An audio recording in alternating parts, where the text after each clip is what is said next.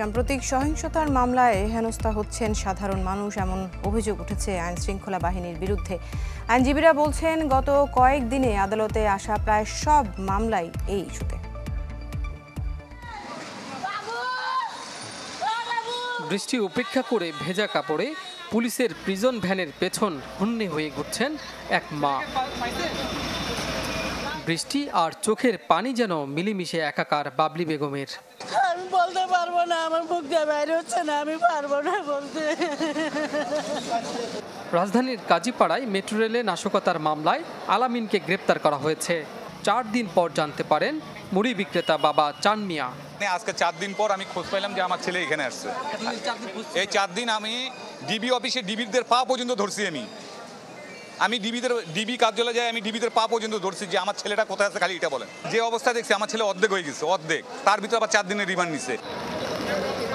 এমন পরিস্থিতিতে গ্রেপ্তার আতঙ্ক বিরাজ করছে কোনো কোনো স্বজনদের মধ্যেও। তাই ক্যামেরার সামনে আসতে চাননি অনেকেই। আইনজীবীরা বলছেন, নাশকতার মামলায় যাদের ধরা হচ্ছে কাউকেই জামিন দেওয়া হচ্ছে না। সরকার আজকে ঘোষণা দিয়েছে 11 তারিখ থেকে পরীক্ষা, সে পরীক্ষার্থী তাদের জন্য আমরা জামিন চেয়েছি, তাদেরকে দেওয়া হচ্ছে না। এই শিক্ষার্থীরা এখনো পর্যন্ত 17, 18, 19 বছর বয়স, তারা যখন এই কারাগারে যখন এই অবস্থা দেখবে, তখন তারা একটা ট্রমার মধ্যে পড়ে যাবে। নাশকতার বা কোটা বিরোধী আন্দোলনের যাদের অভিযোগে যাদেরকে গ্রেফতার করা হয়েছে, কোনো আসামিকে আসলে ওভাবে আমি নিজে কয়েকটা মামলা ডিল করেছি, জামিন হচ্ছে না।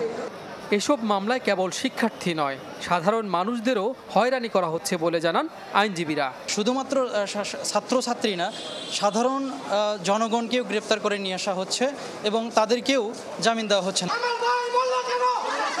এদিকে দুপুরে ঢাকার সিএমএম আদালত প্রাঙ্গণে শিক্ষার্থী ও আইনজীবীদের সমন্বয়ে একটি ঝটিকা মিছিল বের হয়। কাজী ফয়সাল, চ্যানেল 24, ঢাকা।